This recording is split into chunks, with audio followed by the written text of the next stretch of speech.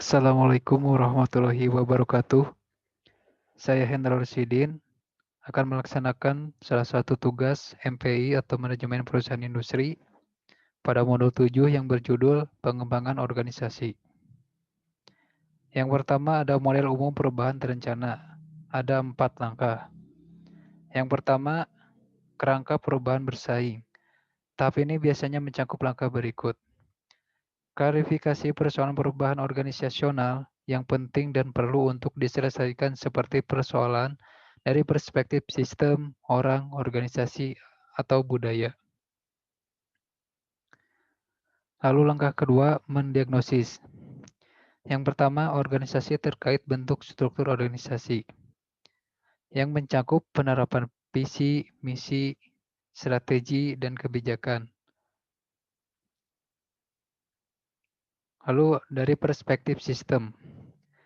Sistem dipandang dari konektivitas atau keterkaitan aliran hubungan kegiatan atau unitnya, yaitu satu kesatuan yang terdiri atas bagian-bagian yang tersusun sebagai struktur atau sering pula dikenal sebagai rangkaian proses.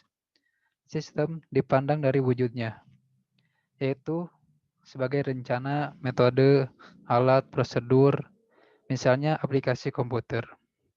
Lalu dari perspektif orang, untuk mengubah perilaku dengan manajemen kontribusi lebih, bangun kapabilitas tenaga kerja pekerjaan yang bersangkutan harus sesuai dengan kehebatan atau keahlian yang dikuasai, disukai, dan mau oleh bersangkutan. Lalu dari perspektif budaya, fokusnya terkait dengan memfasilitasi atau merangsang perubahan budayanya melalui standar profil budaya organisasi. Kita dapat mengidentifikasi kekuatan budaya organisasi, jenis budaya yang dominan, arah perubahan, ketidakserasian atau solid, dan fokus tindakan perubahan perilakunya. Lalu tahap ketiga ada interpretasikan dan implementasikan perubahan dari organisasi terkait bentuk struktur organisasi yang mencakup sebagai berikut. Penataan organisasi dan SDM serta orientasi arah rancangannya, goal yang akan dicapai termasuk leadership sistemnya, alternatif proses merancang organisasi dan penyaringannya, lalu proses finalnya. Lalu dari sistem, bisa dilihat sedikitnya dari standar keintiman pelanggan, standar keunggulan operasional, termasuk inovasi dari risiko cerdas, standar kepemimpinan produk. Lalu dari orang, bisa ditelaah dari seluruh elemen seputar PSDM, sedikitnya dari indeks kesiapan dan profil sistem kepemimpinan, pilihan peran strategis fungsi PSDM, standar profil kompetensi manajerial kritikal.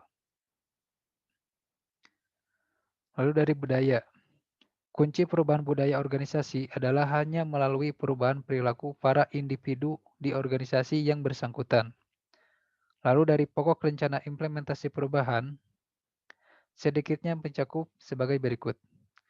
Percepatan atau quick win, perkuatan sistem layanan, manajemen perubahan, pemberdayaan SDM atau pegawai, budaya organisasi, dan penataan organisasi. Lalu tahap keempat, ada evaluasi dan lembagakan perubahan. Pertama, penilaian dimensi proses dan hasil. Kedua, penilaian efektivitas organisasi atau pendekatan kriteria majemuk. Ketiga, framework Baldrige atau menilai keunggulan kinerja organisasi.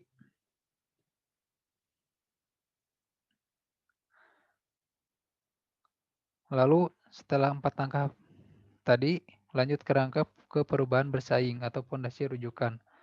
Kerangka ini sangat berguna dalam membantu mengorganisasikan dan menginterpretasikan berbagai fenomena, kejadian atau gejala organisasional. Lalu lanjut, pahami kaidah sukses dan siapkan penyelenggaraannya.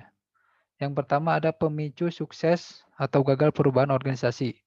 Dari perubahan organisasi yang berhasil, mengikuti pola kejadian berikut. Yang pertama, organisasi, khususnya pimpinan puncak, mendapat tekanan internal eksternal yang sangat kuat untuk melakukan perbaikan jauh sebelum mulai memikirkan perubahan organisasi. Unsur baru, pimpinan baru atau konsultan masuk dalam organisasi yang dikenal mampu melakukan perbaikan. Lalu dari pola perubahan yang gagal, biasanya terdapat ketidakteraturan atas kegiatan atau tahapan, yaitu yang pertama, perubahan yang gagal berangkat dari titik awal yang berbeda-beda. Yang kedua, perubahan yang gagal mengandung gap yang tidak logis dan lebar pada urutan kegiatannya. Lalu yang ketiga, pada perubahan yang gagal, keputusan diambil sepihak oleh pimpinan dan tidak konsisten. Yang kedua, susunan dan kewenangan tim pengembangan organisasi. Yang pertama ada kewenangan sepihak, ada kewenangan didelegasikan. Yang ketiga, kewenangan berbagi. Lalu yang ketiga ada model mendiagnosis ke sistem organisasi. Ada dari input, komponen rancangan, lalu ke output atau keluarnya. Dari input ada jenis dan struktur industri. Lalu dari komponen rancangannya ada budaya yang didukung, teknologi atau sistem, struktur, sistem pengukuran, sistem SDM, dan strategi. Lalu dari outputnya ada keefektifan organisasi yang meliputi produktivitas, daya saing, keunggulan kinerja organisasi. Lalu yang keempat ada gejala organisasi gagal. Yang pertama gejala organisasi tanpa kepala atau headless. Terjadinya gejala organisasi ini karena pimpinan puncak lemah sehingga pimpinan menengah membuat kerajaan-kerajaan kecil yang independen. Lalu yang kedua ada gejala organisasi membabi buta atau running blind. Organisasi ini sering gagal karena dominasi pimpinan yang haus kekuasaan. Yang ketiga, gejala birokrasi macet atau the stagnant bureaucracy. Terdapat dua jenis hambatan utama pada organisasi ini. Yang pertama, sistem birokrasi menjalankan organisasi secara otomatis dan rutin, sedangkan yang tidak mencakup kegiatan rutin diabaikan. Lalu ada CEO yang sangat yakin terhadap cara kerja yang dianut di masa lalu. Lalu yang keempat ada gejala organisasi melawan arus atau swimming upstream. Organisasi ini sering gagal karena organisasi sudah cukup lama pra-poranda karena kegagalan di masa lalu. Lalu yang kelima, ada gejala organisasi neurotik atau organisasi yang sakit. Yang pertama ada sikap para anggota organisasi. Yang pertama mencari kambing hitam. Kedua membentuk kelompok-kelompok atau subgrup. Ketiga memandang seragam permasalahan. Yang kedua, penyebab sikap para anggota organisasi menjadi neurotik. Para anggota organisasi memiliki pandangan yang keliru tentang konsekuensi pemecahan, tapi ikut pada bayangan mengenai konsekuensi negatif yang akan dialami jika mereka bertindak dan seringkali berupa mitos yang berbeda dari kenyataan. Yang ketiga, ada penyembuhan sikap para anggota organisasi neurotik. Yang pertama, agar memahami kondisi organisasi seperti masalah atau isu, apa yang dihadapi organisasi secara aktual, apa penyebab munculnya masalah tersebut. Kedua, agar memberikan umpan balik kepada anggota organisasi, yaitu secara periodik atau insidentil, diklarifikasi kondisi kesehatan organisasi agar diperoleh gambaran yang tepat mengenai permasalahan organisasi. Lalu yang keempat, ada pemahaman dan implementasi organisasi birokrasi. Setidaknya ada 4 jenis penyakit perilaku pada organisasi birokrasi, yaitu yang pertama, pandangan yang sempit, yang menurut fungsi. Yang kedua, ada perangkat jalur karir atau vertikal. Struktur otoritas bersifat top-down. Lalu tugas-tugas rutin dan berulang. Setelah itu, mendiagnosis organisasi dan rumusan persoalannya. Kegiatan diagnosis ini sedikitnya berkenaan dengan persoalan organisasi, bentuk strukturnya, alur proses, keputusan, pertumbuhan, dan lain-lain. Setelah itu telaah dan bangun konsep rancangan organisasinya. Yang pertama, konsep rancangan adalah suatu rancangan organisasi esensial mendasar yang tidak sepenuhnya lengkap. Kedua, kegiatan diagnostik yang dilakukan dalam hal ini mencakup diagnosis dari perspektif organisasi, sistem, orang, dan budaya. Setelah itu, klarifikasi, uji, dan sharing rancangan organisasi. Yang pertama, klarifikasi, uji, dan sharing rancangan organisasi adalah jantung proses perancangan organisasi. Yang kedua, konsep rancangan atau istilah Rawls taxonomy sangat penting perannya yang terdiri atas kotak, garis, dan peran. Yang ketiga, konsep rancangan merupakan suatu kerangka organisasi. Yang keempat, tantangan besarnya adalah menyeimbangkan sasaran objektif, manajemen, dan sasaran organisasi dengan tajam untuk merangsang jaringan kerja terorganisasi pada dirinya. Namun, dengan struktur yang cukup untuk memiliki organisasi yang berfungsi dengan baik. Yang kelima, struktur dan proses. Sistem hubungan struktur organisasi seharusnya hanya ditambahkan sejauh diperlukan untuk kepentingan pengujian, tidak lebih dan tidak kurang. Keenam, penjelasan selanjutnya agar dilihat di bab dimensi organisasi dan kerangka rancangan. Setelah itu ada interpretasikan dan implementasikan perubahan. Dari profil konsep atau konstruksi rancangan organisasi yang diperoleh dari kegiatan diagnosis organisasi, ada beberapa hal pokok dalam menginterpretasikan hasil diagnosisnya. Keseluruhan dimensi organisasi hendaknya digunakan dalam menginterpretasikan kesesuaian rancangan organisasi secara utuh, yang bisa mencakup tidak hanya dari perspektif organisasi terkait bentuk struktur organisasi, cakupan lainnya bisa dari perspektif sistem orang dan budaya. Setelah itu, evaluasi dan lembagakan perubahan. Yang pertama, penilaian dimensi proses hasil. Kedua, penilaian efektivitas organisasi atau pendekatan kriteria majemuk.